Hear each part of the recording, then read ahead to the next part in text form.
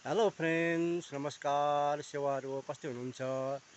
आज चाहिँ म सानो भिडियो लिएर आएको छु होइन। कृपया सबैले हेरेर लाइक, कमेन्ट र सेयर चाहिँ गर्नु नबिर्सिनु होला है। यो घर चाहिँ हो पालरोज नेम्बाङको, जसलाई चाहिँ नेम्बाङ काका पनि भनेर सबैले चिन्ने गर्छन्। उहाँको घरको अवस्था यहाँ हेर्नु त। बर्खा लागेपछि एकदमै पानी छुने गर्छन् यहाँनिर। घरभित्र यहाँ हेर्नुहोस् त।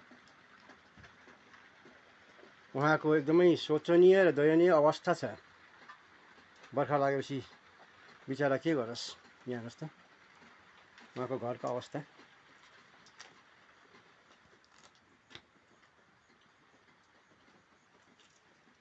यो चाहिँ हो घरभित्रको दृश्य र घर बाहिरको पनि हेर्नुहोस् ल एकचोटि।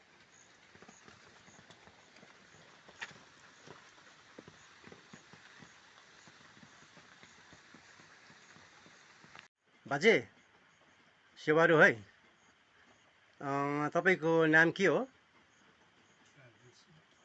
पाल्दो सुब्बा। यहाँ बसेको कति भयो?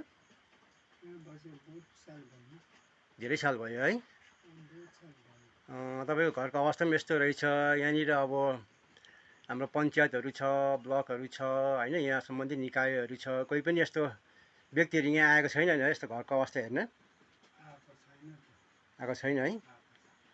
र कृपया सम्बन्धित निकायले उहाँको अवस्थाको विषयमा पनि विचार पुर्याइदिनु हुन्थ्यो कि भनेर म ध्यान आकर्षण गर्न चाहन्छु।